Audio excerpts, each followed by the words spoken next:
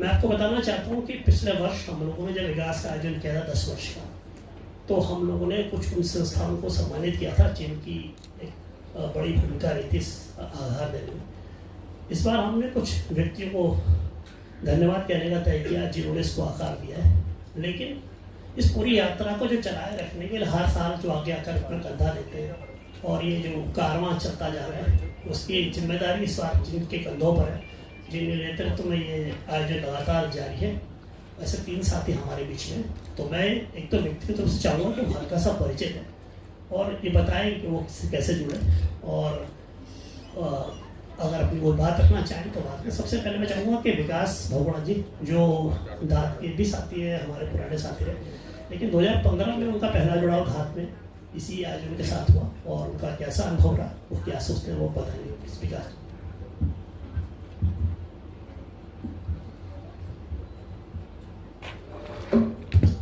नमस्कार सभी को। वैसे तो मैं जॉब करता हूँ, LIC में हूँ और तन्मय जी और मैं साथ ही जॉब करते हैं, लेकिन 2013 में जो आपदा आई थी तो उस वक्त तन्मय जी ने थोड़ा सा हमसे बातचीत करी और जैसे कि ये डोनर्स हमारे इतने सारे जुड़े हैं तो इसी रूप में धात से जुड़ना हुआ और 2013 में जो एज अ डोनर हम जुड़े थे और वहाँ से ये यात्रा चलती रही, धीरे धीरे धात के सदस्य बन गए और फिर कार्यकर्ता बन गए। वह इसी तरह एक जुड़ाव हुआ धात के साथ और आज तो धात के मतलब हम और धात शायद एक ही सिक्के के 2 पहलू हैं। हम धात के बिना अपनी कल्पना नहीं कर सकते। आप और एक बात और बताएं कि हम असल में अपने लोकेश जी अक्सर कहते हैं कि हम लोगों को शामिल कैसे करते हैं, तो हमारे साथ कई लोग जो शामिल हुए तो अपने परिवार के साथ शामिल हुए। तो हमारी धात की जो वर्तमान उपाध्यक्ष है माधुरी रावत जी संचालन कर रही, तो जब भी हमारे आयोजन में आती थी तो जगमोहन सिंह रावत जी उन्हें छोड़ने आते थे, पति धर्म निभाते थे और वो मीटिंग में बैठी रहती 1 घंटा और वो बाहर उनकी प्रतीक्षा करते थे। लेकिन धीरे धीरे उन्होंने सुना कि हम सब क्या कर रहे हैं, वो सुनते थे कि इतनी लंबी लंबी बातें क्या कर रहे हैं और एक दिन उनका धीरे धीरे उन्होंने कहा कि मैं क्या कर सकता हूँ और धीरे धीरे मैं देखता हूँ कि व्यक्ति के बदलने की प्रक्रिया होती। और जब वो रिटायर हुए तो रावत जी से हमने निवेदन किया, जो उनका जिस तरह का स्वभाव था, उनका जो स्कूल और एजुकेशन में जो उनकी ख्याति थी, जिस तरह से उनको उनके शिक्षक लोग जिस तरह से याद करते, तो हमने कहा कि पुनरुत्थान में बहुत सारे बच्चों को आपके उस अभिभावक वाले तत्व की बहुत ज़रूरत है और जगमोहन जी हमारे साथ आए, तो मैं चाहूँगा जगमोहन जी अपनी थोड़ी सी यात्रा है।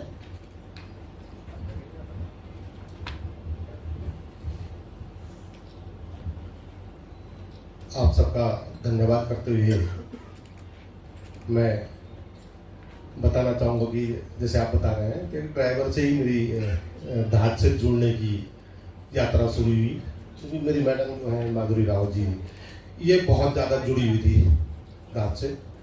2013 के आपदा से पहले से भी धात के कार्यक्रमों में शामिल होते थे लोग और तब मैं तो ज़्यादा पसंद नहीं करता था कि क्यों मेरी फील्ड अलग था और ये अपने काम में व्यस्त कंप्यूटर खोल के उस काम में लगे रहे धात के। पर धीरे धीरे जब परिवार में जो है संगत का असर पड़ा और आप लोगों से परिचय होता गया, तन्मय जी से, नवानी जी से, या चाहे विजय जी, जो जितने लोग हैं पुराने लोग, मुझे लगा ये तो बहुत अच्छे लोग हैं। बहुत अच्छे से मेरा मतलब है कि निस्वार्थ भाव से जो सेवा कर रहे हैं समाज की, हमें भी जुड़ना चाहिए। संयोग से जो है जो आपदा आई, उस आपदा में जो है हमारे केदारनाथ क्षेत्र के लोगों ने या पूरे देश के लोगों ने बहुत कुछ खोया। वो झकझोर गया हम पूरी धात टीम को। उस समय मैं टीम में शामिल नहीं था, फिर भी जुड़ने की कोशिश की। जब बात चल रही थी कि प्रशस्त भरत नोटियाल से माधुरी रावत की बात चल रही थी फोन पे, उस समय मैंने बीच में बोला क्यों ना बोल दो उनको, हम भी एक बच्चा गोद ले लें इसी धात के सौजन्य से। और मैंने मानसी को तो बाद में देखा, पर मैंने उस दिन ओके कर दिया था कि एक बच्चा हम लेंगे। और जब गुप्तकाशी में हम लोग गए इस प्रोग्राम में, ऐसे भीड़ बैठती बच्चों की, आपने यहाँ भी देखा होगा, उनमें एक लड़की हमने देखी, बार बार हमारी तरफ देख रही थी, छोटा बच्चा। तो हमने कहा ये लड़की कैसे रहेगी, मैडम को। तो उन्होंने कहा ठीक है। उसको उंगली से बुलाया, इधर वो आ गई, नाम पूछा इत्यादि। हमने तय किया मानसी को गोद लेंगे और धाक के सौजन्य से हमें एक बेटी प्राप्त हुई।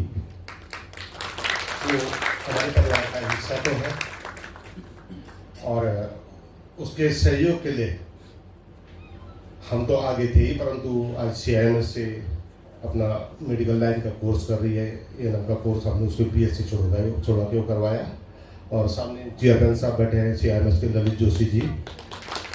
इन्होंने मैं 1,80,000 रुपये जेब में रख के लाया था मानसी के लिए, उसका एडमिशन के लिए। पर जब आपसे मिले, आपसे मिलने का आपने बोला तन्मय जी ने कि पहले वहाँ मिलो, नहीं तो मैं गुरुग्राम रह जा रहा था। और वहाँ मिले 1,80,000 रुपये आपने माफ़ किया ललित जोशी, इसके लिए मैं आपका धन्यवाद देता हूँ। ये यात्रा जारी थी कि इस बीच जो है आपने सुना होगा पिताजी उसके केदारनाथ धाम गए और माता जी एक माह नहीं हुआ पिछले 17 तारीख को उसकी माँ भी गुजर गई। उसने हम सबको तोड़ दिया, पूरी धार टीम को।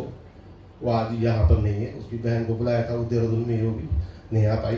पर ये एक यात्रा धार की जिससे जोड़ने का मौका मिला, इससे अच्छे अनुभव अच्छे कार्य हमें करने को मिले, परंतु वो एक पीड़ा भी दे गया मानसिक के रूप में। अब वो पूरी तरह से पूरा परिवार हम पर डिपेंड है, हमारी धार टीम पर डिपेंड है। अब मैं धार टीम को धन्यवाद भी दूँगा कि आप लोगों ने जो है हमें ऐसा अवसर दिया और आपकी ईमानदारी, आपकी कर्मठता, लगातार तन्मय जी इतनी मेहनत करते जो मैं देखता था, मैं नहीं कर सकता इतना। लगातार रात को 12-12 बजे रात जो है मैं अभिषेक के ऐसे आयोजन के लिए 3-4 दिन पहले से लोगों का सहयोग आ रहा था। 1 बजे रात उठ के देखा किसका आया होगा, देखा फलां गोसाई जी का आ गया। आज राजस्थान से भी एक सहयोग आया रातों को। वो सब आपकी साख पर निर्भर था और हम उसी से जुड़े, परंतु जोड़ने का जो है पूरा श्रेय है, शुरुआत माधुरी राउत को जाता है। और आज पूरी खानदान हमारी बात से जुड़ी है। मेरा पोता भी जुड़ गया आज, वो भी अभी आ गए हैं और वो भी अब धार टीम का भविष्य में सदस्य होगा। मैं आप सबका धन्यवाद देता हूँ। ये यात्रा जो है लंबी चलती रहेगी, इतना ही कहूँगा। Thank you. धन्यवाद रावत जी। और रावत जी ने जिस बात को आपके सामने रख दिया, मैं उसको उदाहरण के साथ ललित भाई का धन्यवाद देते हुए बताना चाहता हूँ कि देखो, जब आप समाज में संवेदनशीलता को पैदा करने के लिए और अच्छी स्पिरिट के लिए काम करते हैं तो वो आपको कहाँ से आती है आप नहीं जानते। जब हमारा 2021 का आयोजन हुआ तो हम फेसबुक पर शेयर करते हैं। हमारी आदत है कि हम आप में से बहुत सारे लोगों को साल भर मैसेज व्हाट्सअप करते रहते हैं। तो हमारा लक्ष्य रहता है कि हो सकता है हमारे साथ कुछ कम लोग शामिल हो पाए, पर सूचनाएं सब तक दें। तो ललित भाई का खुद फोन है कि दादा इस काम को हम भी करेंगे, और 2021 में वो हो नहीं पाया। अब जैसे क्योंकि सामाजिक क्षेत्र में काम करते हैं, बहुत सारी चीज़ें कई बार फलीभूत होती, कई बार नहीं होती। लेकिन 2022 में जब मानसी ने जो 2015 में रावत जी के परिवार से जुड़ी और लगभग 6-7 साल हो गए थे, उसने रावत जी से इच्छा जाहिर की कि मुझे नर्सिंग करनी है। और रावत जी का जो महत्व है उसके प्रति प्रेम है। उन्होंने कहा कि ठीक है मैं इसे नर्सिंग कराऊंगा, और वो अपने जेब में 2 लाख रुपए निकाल करके उसका एडमिशन कराने के लिए देहरादून चलती। तब तक ललित जोशी जी के इस सीन में, ललित जोशी ने तो मुझे कहा था, उनका उनसे परिचय था। मैं इस उदाहरण को केवल इसलिए बता रहा हूँ कि एक इंसान कैसे दुनिया में अच्छे बनते हैं, हम प्रक्रिया क्या होती है। तो माधुरी जी का मुझे फ़ोन आया कि क्या उसकी एडमिशन के लिए हम कहीं और अप्रोच कर सकते हैं, और हमने, मुझे याद था तो मैंने जोशी जी को फ़ोन किया। उन्होंने कहा था उन्हें भेजो, आप चिंता मत करो। अब वो इतनी आसानी से बोलते हैं तो मुझे तब चिंता ज़्यादा हो जाती थी, क्योंकि सामाजिक जीवन में जो बहुत मृदुभाषी और बहुत आराम से बोलते हैं, हमें लगता है ये तो नहीं होने वाला काम, क्योंकि ये तो बहुत कह रहा है हो जाएगा दादा, ऐसे बोलते हैं। तो रावत जी गए और वो उन्होंने उसकी कहा कि नहीं हमारे पड़ेगी। मानसी ने वहाँ से नर्सिंग कोर्स पूरा कर लिया, इस साल वो दिसंबर में कंप्लीट हो जाएगा। अब वो एक उच्च शिक्षा पा करके अपने पैरों पर खड़ी एक सक्षम और सुंदर लड़की है, और जब उसकी माँ गई तो आज वो अपने परिवार को संभाल पाने की स्थिति में है। तो इसका श्रेय एक पूरी इस यात्रा को जाता है, जिसमें ललित भाई ने करके बहुत बड़ा एडिशन कर दिया, क्योंकि हम तो 12वीं तक की शिक्षा के लिए सपोर्ट कर पाते थे लोग, लेकिन उसको ऐड कर दिया जोशी जी ने। तो अब ये कंप्लीट यात्रा हो गई, और इसमें आकर के बहुत सारे बच्चे अपनी उच्च शिक्षा ग्रहण कर रहे हैं। इस साल सावना ने एडमिशन लिया, जिसे विकास जी का सहयोग मिलता है। अब सावना भी उच्च शिक्षा में ग्रहण करें। तो हमें ये पूरी यात्रा को यहाँ इसलिए बताने का मकसद है कि आप जब किसी यात्रा में सहचर बनते हैं, साथी बनते हैं, तो वो स्पिरिट, वो भावना कहीं ना कहीं आपके भीतर आती है और आप एक मनुष्य के रूप में बदलते हैं।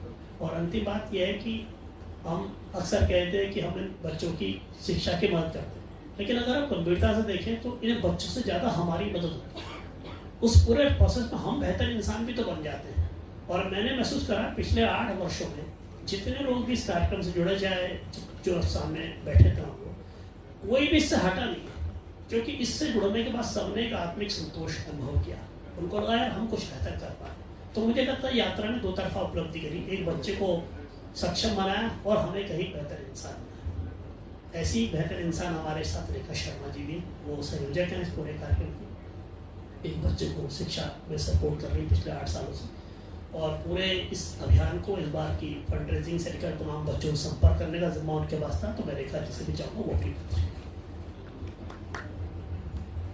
नमस्कार, मैं बीएल में कार्य करता हूँ और बीएल में मेरी काफ़ी सारी फ्रेंड्स हैं, जैसे माधुरी मैम हो गई, वर्षा थपलियाल, लक्ष्मी रावत, उषा शर्मा। तो मैं पहले धात को इतना नहीं समझ पाती थी, लेकिन ये लोग जब अपनी बातों को मुझसे शेयर करते थे और अपना अनुभव मुझसे शेयर करते थे, तो मैंने भी सोचा कि चलो मैं भी इसमें शामिल हो जाती हूँ। मेरे को इसका ज़्यादा अनुभव था नहीं, लेकिन धीरे धीरे जब मुझे इन चीज़ों के बारे में पता चला, जब बच्चों को मैंने देखा, तो उस टाइम पे जब मैं पहली बार गुप्त काशी गई थी और वहाँ मैं बच्चों से मिली थी, तो मुझे जो सुख का आनंद उस टाइम अनुभव हुआ था, मैं सोची थी इससे अच्छा कुछ हो ही नहीं सकता, इससे अच्छा खुशी और इससे अच्छा जो लक्ष्य है एक, उससे ज़्यादा कुछ हो ही नहीं सकता है। फिर धीरे धीरे मैंने एक बच्ची को गोद लिया, सिद्धि, जो उस टाइम पे बहुत छोटी थी और आज वो बच्ची मुझसे लंबी हो चुकी है। तो उस टाइम पे वो बच्ची बहुत छोटी थी और मैं इसके आंखों में जो खुशी और जो चमक उस टाइम देखती थी ना, आज भी वो चमक बरकरार है। और मैं चाहती हूँ भगवान से और ईश्वर से प्रार्थना करती हूँ कि ये चमक इसकी जिंदगी में और इसकी उसमें हमेशा रहे। और मैं अपनी उन सभी फ्रेंड्स को उनका आभार व्यक्त करती हूँ जिन्होंने मुझे इस संस्था से और धात से जोड़ा। धन्यवाद।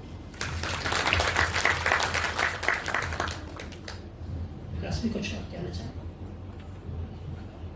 नहीं, दरअसल में हम अपने सेशन को अगले पड़ाव की तरफ जाएंगे, अगर हमारे गेस्ट कुछ कहना चाहेंगे। और इसके साथ बात अगले करने से पहले हमारे बीच में कुछ महत्वपूर्ण साथी हमारे, जो हमारे इस धात की यात्रा के पुराने साथी हैं, वो हमारे बीच में मौजूद हैं।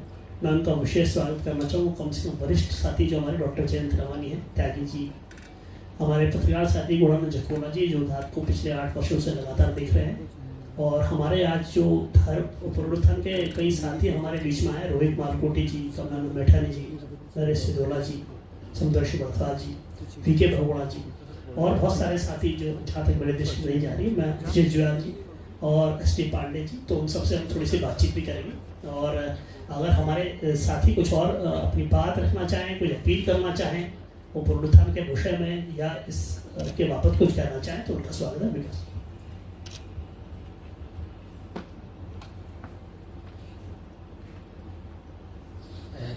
पुनरुत्थान की यात्रा वैसे तो आप लोगों को जैसे बताया ही है, केदारनाथ आपदा होने के बाद ये केदारनाथ शैक्षणिक सहयोग कार्यक्रम से स्टार्ट हुई थी और उस वक्त बहुत सारी संस्थाओं ने और बहुत सारे इंडिविजुअल ने इसमें सहयोग किया।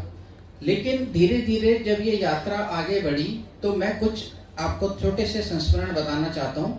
आज तो ये पुनरुत्थान नाम से काम कर रहे हैं और इसमें केदारनाथ के अलावा भी बहुत सारे अन्य बच्चे भी शामिल हैं, चाहे वो कोरोना पीड़ित हैं या बस एक्सीडेंट के बच्चे हैं, बहुत सारे अन्य भी जिन्होंने अपने अभिभावकों को खोया है।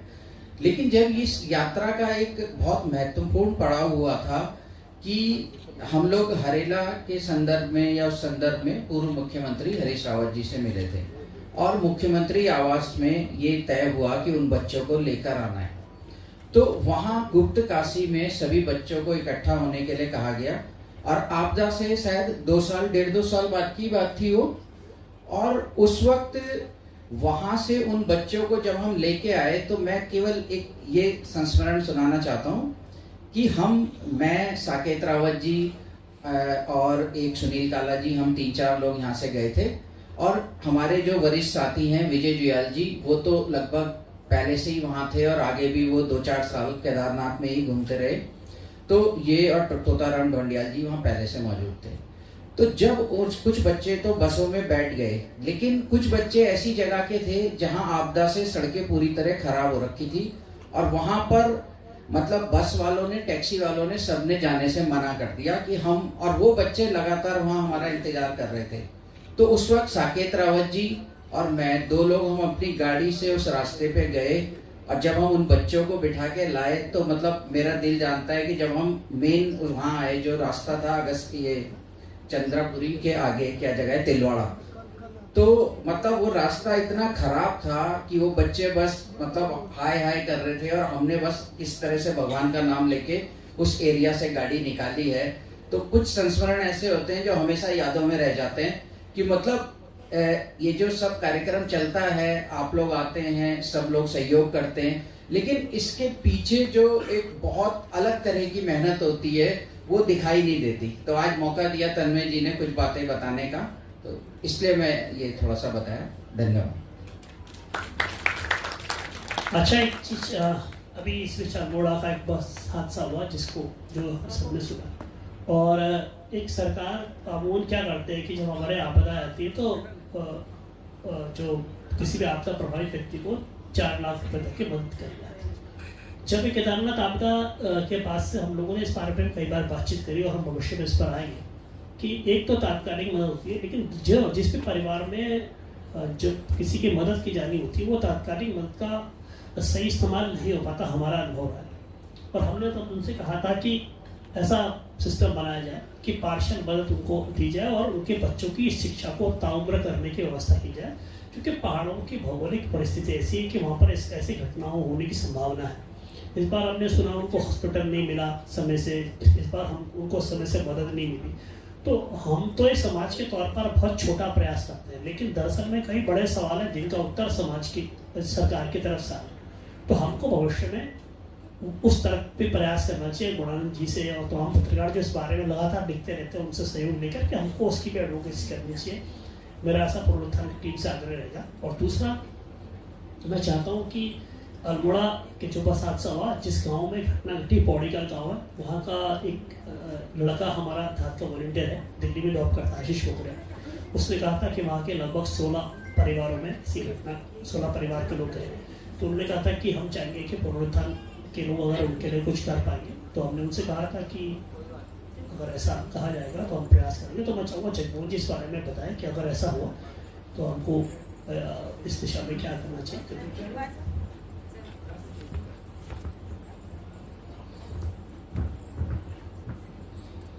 ये जो बस हादसा हुआ तो बड़ा दुखद है, इससे हम सब बड़े दुखी हुए। हम ही नहीं, जिसने भी सुना काफ़ी कष्ट हुआ। ये बात तो आई थी, राकेश पोखरियाल नाम है शायद जिन्होंने ये बात की थी, वहाँ आशीष पोखरियाल। तो उसमें जब मैंने अपने ग्रुप्स में, जो बहुत सारे ग्रुप जिनसे हम जुड़े हैं, जो हमारे टीचर्स हैं या कोई और, उनसे मैंने हूबहू ट्रांसफ़र किया हम लोगों का पोस्ट। तो बहुत सारों की सहयोग के लिए जो है उनकी अपील आई, परंतु उससे पहले जब वो लोग उस सदमे से उबर पाए, वो लोग मरचोला के पास जो घटना हुई थी, तो मेरे ख्याल से हमें कोशिश करनी चाहिए, अपील भी करेंगे और उन लोगों से पहले जो है बात करनी चाहिए, एक टीम भेज के वहाँ जाके। परंतु एकदम तुरंत नहीं हो पाएगा क्योंकि वो सब लोग सदमे में हैं। एक आध महीने बाद एक टीम वहाँ जाए और उन लोगों से मिले और उसके लिए जो है करना चाहिए। सुदर्शन गुसाई जी ने तो बोला, एक पूरा परिवार वहाँ है लुधियाना में, एक पूरा परिवार में उसकी जिम्मेदारी मैं लूँगा। काशखेत के हैं रहने वाले सुदर्शन गुसाई जी, तो हमें करना चाहिए। आप सब लोगों से अनुरोध है, जो ऐसी घटनाएं जब होती है उससे जुड़ के एक बड़ा आनंद आता है। कर्ण थे ना, दानवीर कर्ण, दानवीर थे, नामी दानवीर हुआ, परंतु जब वो इस दुनिया को छोड़ के स्वर्ग में गए, उनको खाना नहीं मिला हुआ, ऐसा बताया जाता, उनको खाना नहीं मिला, उनको सोना चांदी मिलता था हमेशा। 1 साल तक भूखे रहे, सोना चांदी क्या खाऊं, उनका भी ये मैं इतना बड़ा दानी और मुझे खाना नहीं दे रहे हो। तो उन्होंने कहा तुमने सोना दान तो बहुत किया, तुमने अन्नदान कभी नहीं किया। तो उनको 1 साल के लिए वापस जो है इंडिया में भेजा गया। इंडिया गए थे मेरे ख्याल से हो, तो उनको वापस भेजा गया पृथ्वी पर। उन्होंने 1 साल तक जो है अन्नदान किया, धन के अलावा किसी का परिवार का पेट भरा। तो बड़ा अच्छा महसूस होता है कि हम लोग जो यहाँ पर जितने डोनर्स हैं, धात के माध्यम से जितने लोग जुड़े हैं, बड़ी सुख की अनुभूति होती है कि हमें वापस इंडिया में एक ढंग से नहीं आना पड़ेगा कि पुनः मुसक भवा, है ना। तो बड़ी खुशी होती है कि हम इससे जुड़े, इसलिए धात को धन्यवाद। परंतु मैं अपील जरूर करूँगा, पुनरुत्थान के संयोजक होने के नाते हम आप लोगों से अपील करेंगे, जो 100 रुपया 200 रुपया जो भी होता है, जैसे आप लोग बहुत सारे लोग करते हैं, तो वो धीरे धीरे भंडार बढ़ता है और उन लोगों की मदद कुछ हो सकेगी तो हम आप लोगों से ही धन सहयोग ही हम लेंगे। अपनी जेब से जितना हो सका वो भी देते ही हैं सभी लोग, परंतु आप लोगों के बल पे धात टिकी है, हमारा पुनरुत्थान टिका है। सबसे ज़्यादा पैसा इसी में जाता है, लगभग 55-60 लाख रुपये अभी तक हम लोग बांट चुके हैं, तो इसका हिसाब आप लोग करो। तो मेरी अपील है, और एक टीम भेजनी चाहिए वहाँ। Thank you. अंत में चलिए, तो धन्यवाद रेखा जी का। और हमारी इस बात का हमें उम्मीद है कि जो हमारी पुनरुत्थान की यात्रा है उसका स्पर्श का काम है, पिछला काम है, आपको आपने समझा होगा। और आप भी इसमें जुड़िए। हम चाहते हैं कि जिन लोगों के पास आप ये कमाना है वो भविष्य में किसी और तक जाए। पहले इस दौर को विजय जुयाल जी, प्रशस्त भारत नोटियाल जी ने एक दौर में इसको आगे बढ़ाया। आप एक नई टीम है और बस ये यात्रा जारी रहे। इसके लिए जुड़ने के लिए धन्यवाद।